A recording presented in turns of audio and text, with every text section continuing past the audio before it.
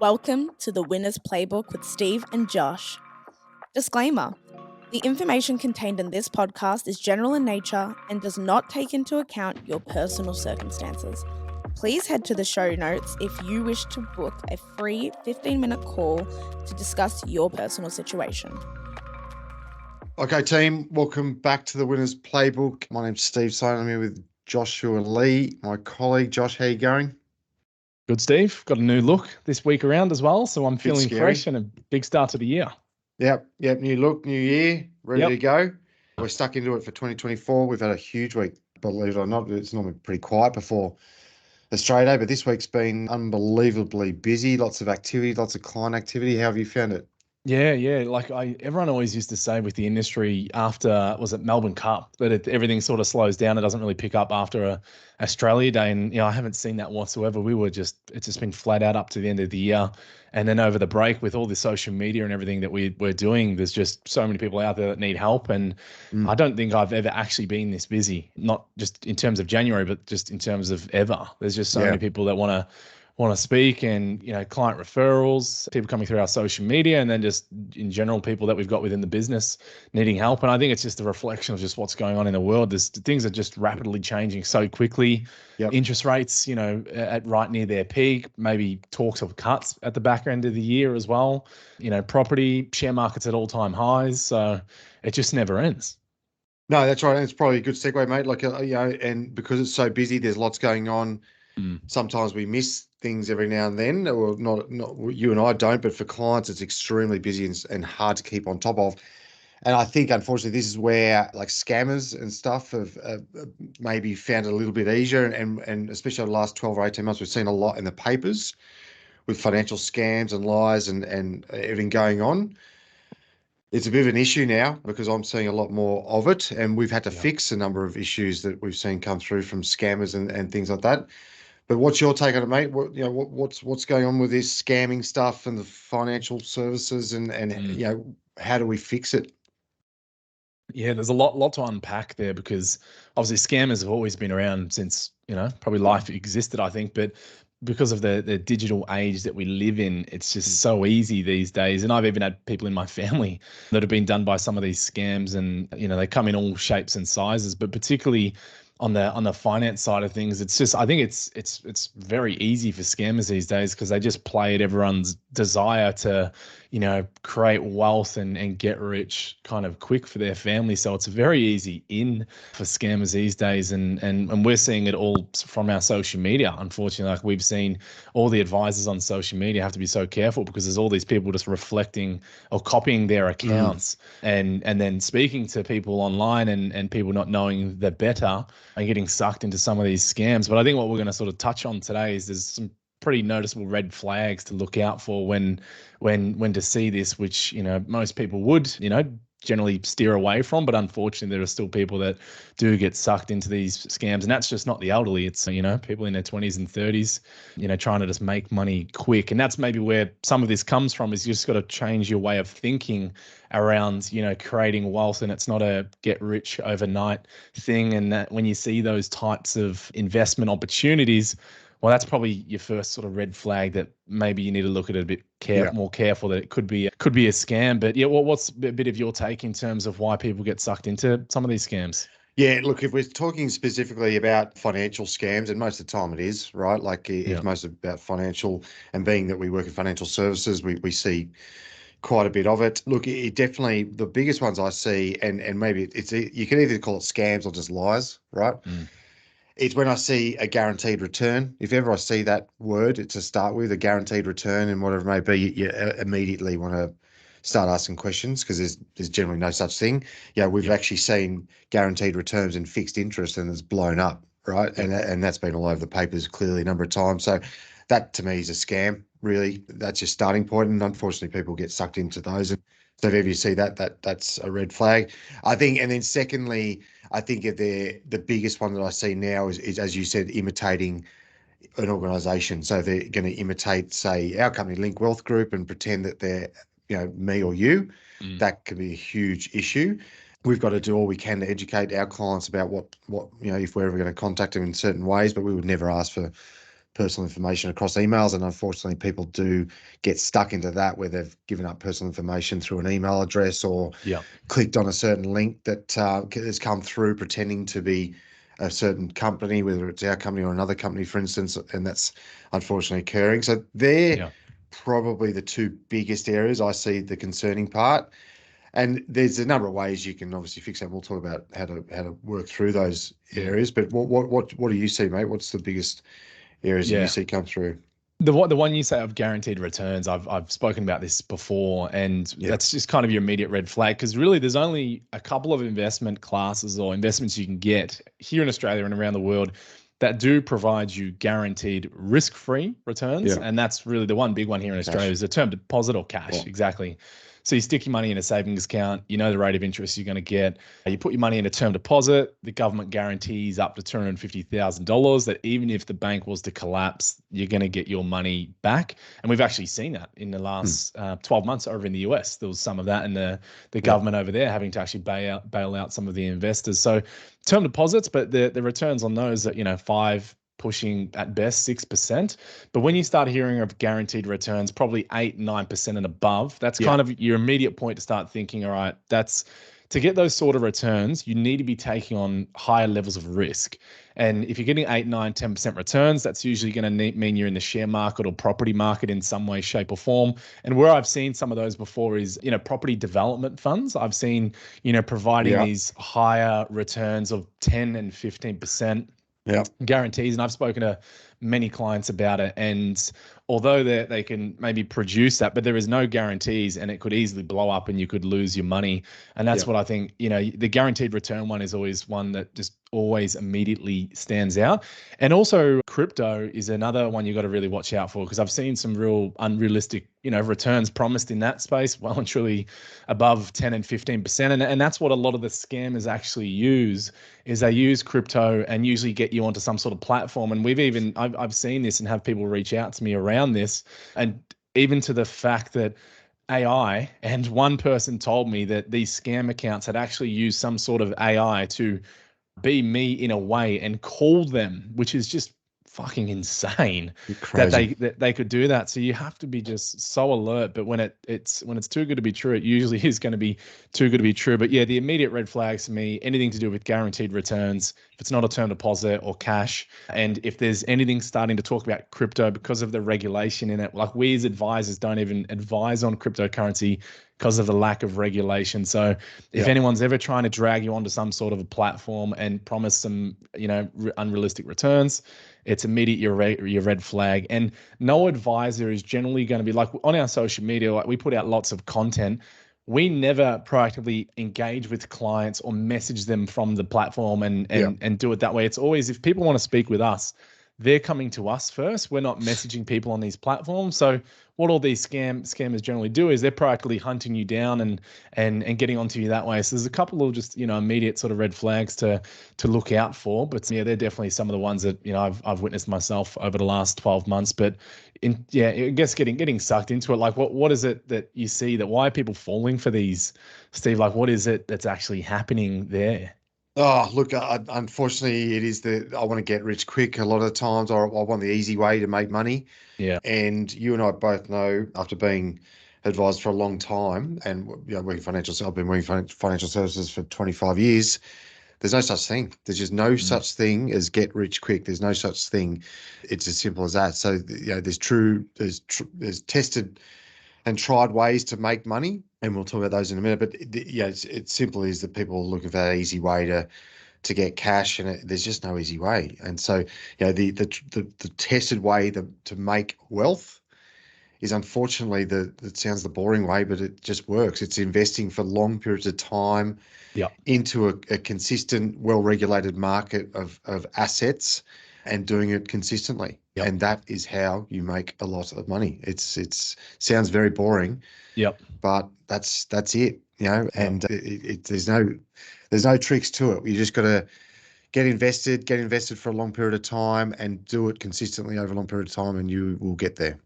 Well, let's talk a bit about that. And what I'll add to just before we do it is it's that impatience. And particularly the younger generations are just so impatient. Like they just want to be 21 and be a millionaire. And the problem with that, I think, is, again, social media. You're looking on Instagram and you're seeing all of these people, flashy cars, flashy this. And, you know, I've even spoken to some people, social media, what do we call them? Like influencers, big followings, and, you know, drive these flashy cars. And then you actually look behind the scenes, because I've spoken to some of them and they've got nothing. Like they've actually, in terms of wealth, they're driving around these $200,000-$300,000 cars and they've got no wealth behind them. And that's personal experience from speaking to people. Obviously won't name names or anything of sorts. So you just gotta really, you know, watch for that, because it's all about the glitz and the glamour, and, you know, someone's driving around in a Ferrari and shooting videos, but they've probably just rented it. Yeah. So, you know, they don't, all the wealthy people aren't actually doing that. And, you know, I think that's just, again, it's a playing on people's emotions. Like, there's people in their 20s and they're doing that. Like, why am I here? And, you know, I've got nothing. And then again, that's when it leads people get sucked into these online programs, scams, whatever you want to call it. But if we then start talking about, you know, tried and true way to then say make money, like you were saying, it's a get rich slow.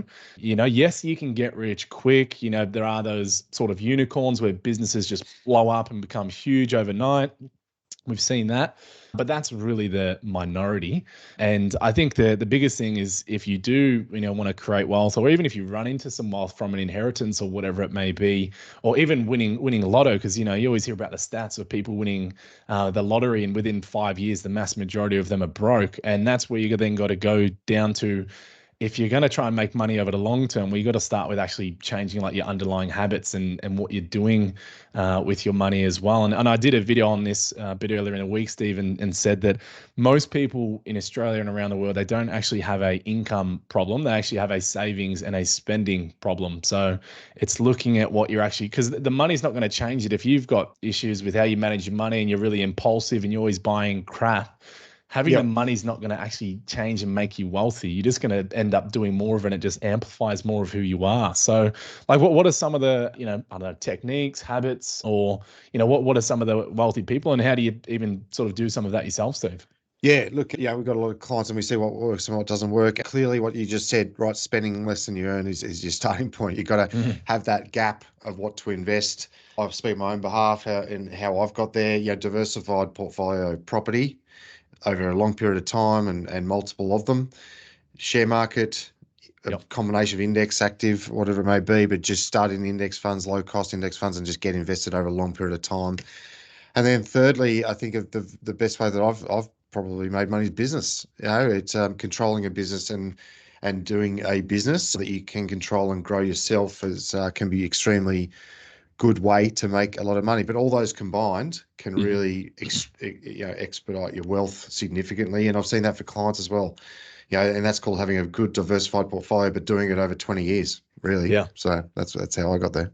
And you really just have it's a simple plan. Like, it doesn't need to be rocket science. It's just actually having a plan and a framework and sticking to it. And always what I say to clients is your 3 best investments that I see, and for me and for you, you know, business is one, but not everyone wants to get into business. And we've spoken about, you know, how hard that actually is. And that's not for everyone, but to create real wealth, you don't need to do it through business as well. You can do it in property, investment, portfolios, share market. And even if you're doing basic numbers, you put $100 in per week, say, into a basic share market, high growth share fund or something like that over 40 years, that's going to give you $1 million by the time you're 60. So it doesn't need to be anything fancy, but that's the problem, is that doesn't really appeal to the masses who want everything now and don't want to wait. But I think you can, you know, it's just about getting a basic plan in place, repeatedly doing those habits over the longer term, and, you know, you'll get there. And also just figuring out, like, what do you actually want? You know what I mean? Like, what does it mean to be a millionaire? Like, what does that even mean to you? Yeah. You know, I've seen some clients that have got some really good money behind them, and,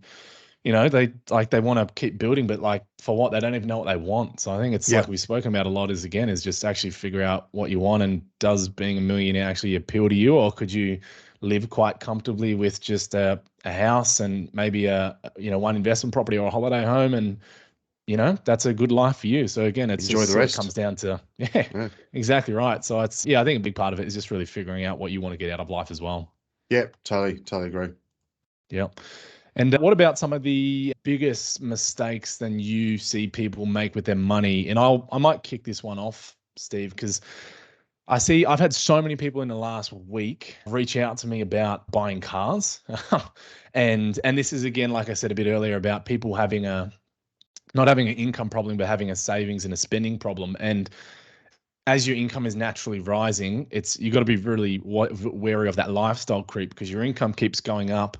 Your expenditure typically then rises with that, unless you have that rock solid plan in there. And then the big one is, I've had so many people ask me about it this week, and is about, buying, luxury cars, or buying nice cars. And I think you can do that, but then I think there is some rules to it. And there's a couple I actually put down. And I was going to do a video on this, so I might just put it out here first on the podcast, of like, when does it actually make sense to buy a nice car or buy a car in your journey? Because it's obviously an emotional thing that you're doing. You don't have to. And this is actually what I told a client just yesterday or the day before. And it was number one, you need to have enough cash to actually pay that car that you're going to buy outright. Not that you will, though. Not that you will, because you're not going to take 100 grand and just put it into a car, and it's a depreciating asset. It doesn't pay you anything. So that was one of the first rules I said. Second one was, you need to be earning at least after tax equivalent to what that car would cost you if you paid it outright. So if the car's 100K, you need to be clearing 100K after tax before it warrants being able to do that. If you're going to be buying the car, it's probably through a lease or a debt type arrangement. It has to be tax deductible to you as well. It's a lot easier when you're in business, but even if you are, depending on what your personal role is, if you're an employer, you can still claim a lot of that as a tax deduction. But more importantly, like all of we're talking about here, is like, you actually need to have some investments first as well.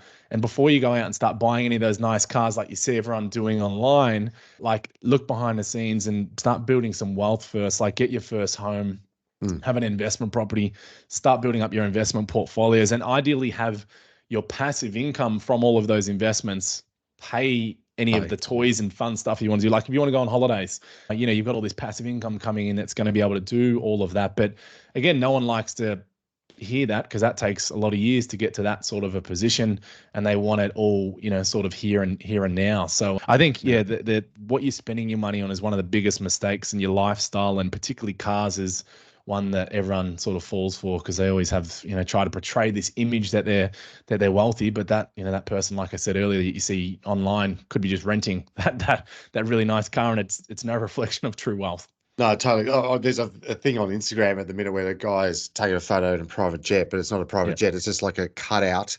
Yeah. And he's taking a photo, and dead set looks like he's in a private jet, and 9 times out of 10 it's probably fake, to be honest. Yeah. It's crazy. I love all those points on when to buy a car, because we get that question a lot. Yeah. And you've obviously thought about it a bit deeper than what I've just said. You've got to set yourself up first. Simple, right? But I like what you said there about those points of when you can do it.